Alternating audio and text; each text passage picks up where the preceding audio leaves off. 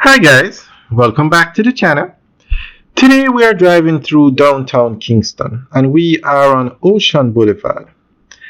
Now today we're going to talk about the government putting in a vacancy tax on properties in downtown Kingston, more specifically on the waterfront. So downtown Kingston has a problem. A lot of empty buildings, a lot of abandoned buildings. This is Ocean Boulevard. To the right is Kingston Harbor. We just passed a new digital building. Coming up is the UDC building. These buildings are being used, but there are a lot of buildings. As we go around the corner, you're going to see a lot of buildings that are not being used. This is actually ROK Hotel, and this building that ROK Hotel is in was actually empty for many years. It was just recently renovated.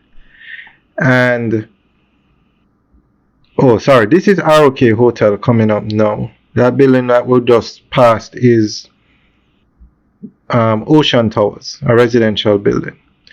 So we're going to go through an article that gives more information on what the government has planned for these empty and abandoned buildings in downtown Kingston. That's actually the Bank of Jamaica building on the left, at the tall building, and to the direct left of us, that's the Seabed Authority. And BOJ is actually putting up a second tower beside this one. And then that black glass building is the Scotia building. Now this is Port Royal Street, and you can see a lot of empty and abandoned buildings. And they've been like this for years, decades. A lot of abandoned buildings. So we're going to go through an article that gives more information on what the government has planned here. The introduction of a vacancy tax has emerged as one of the most significant policy discussions in Jamaica's ongoing efforts to revitalize urban spaces, particularly in downtown Kingston and other major commercial centers.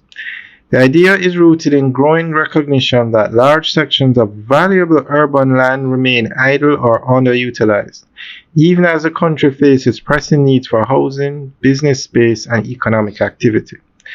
A vacancy tax, therefore, represents both a fiscal tool and a development strategy, one aimed at encouraging landowners to put their properties to productive use and contribute to the broader renewal of the nation's urban landscape. In simple terms, a vacancy tax is a charge imposed on property owners who leave their land or buildings unused for an extended period. The underlying principle is that land, especially in prime urban areas, should serve the economic and social interests of the community rather than sit idle. In Jamaica, this concept has gained momentum as the government and urban planners seek ways to stimulate investment in downtown Kingston's waterfront, the Halfway Tree Corridor, and sections of Montego Bay and Portmore that have significant redevelopment potential.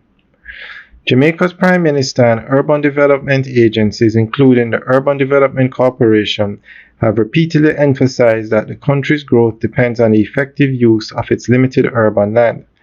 Many of Kingston's downtown buildings, some of them located along the picturesque waterfront, remain abandoned, structurally deteriorated, or locked in ownership disputes.